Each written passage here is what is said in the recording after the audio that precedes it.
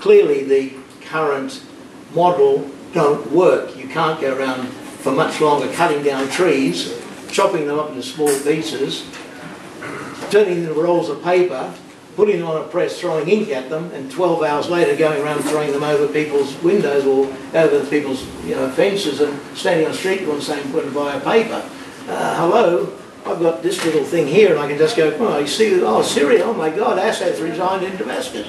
I can pick it up now. Why would I want to be bothering with this Caxton-like technology of what...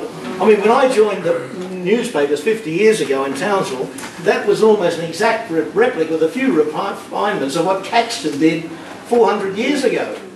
It hadn't changed very much, just got a bit more improvement, but it's still lead type, put it in a thing, a form, put it on a press, and now it's this. If you want it. And so, clearly the policy makers, but even people in, I regard as the sort of new technical classes, everybody's got to get together and say, how are we going to plan, regulate, because we need some regulation, but also sort of get the platforms organised and ready for, they're already happening, crikey's happening, other people are getting things going, and they're already happening, but a lot of rubbish is going out there at the moment, so it's confusing people. They think, how can I don't want to read about, so-and-so goes, just been for a coffee, have you had one today too? And who cares? And people, I've just had a dog walk through the door and I called it, this is supposed to be social media, these people are crazy, I don't know what they're talking about.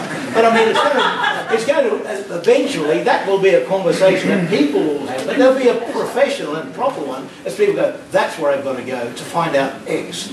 I'm interested in rock music, or that's where I'm going, because that's the established, everyone knows in Australia, if you want to find out that, you go to that.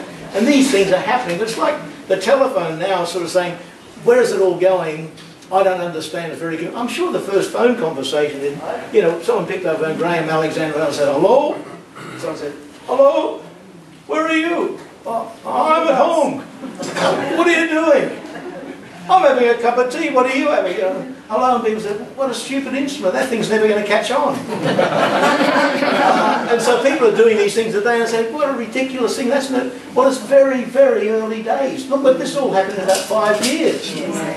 Well, what's it going to be like in about 10 years' time? How sophisticated is it going to get? And there'll be a whole lot of things we want to read. We'll go, oh my God, Twitter, give me a break. Because we'll be looking for information about what on earth is happening with the second outbreak of war in Afghanistan or something. It'll be a site called Afghan War. We'll go, wow, or something. So I think but the policy makers and the scientists, because this needs technical advice, people like David and I can't come up with a platform. I certainly can't. He might be able to. He's bright and I'm, he's a professor. But we'll come up with something that we can do. But it's going to be a fascinating time as these platforms emerge and grab our attention and our interest. It's going to be a fascinating time. The NBN is going to be a pathway to it.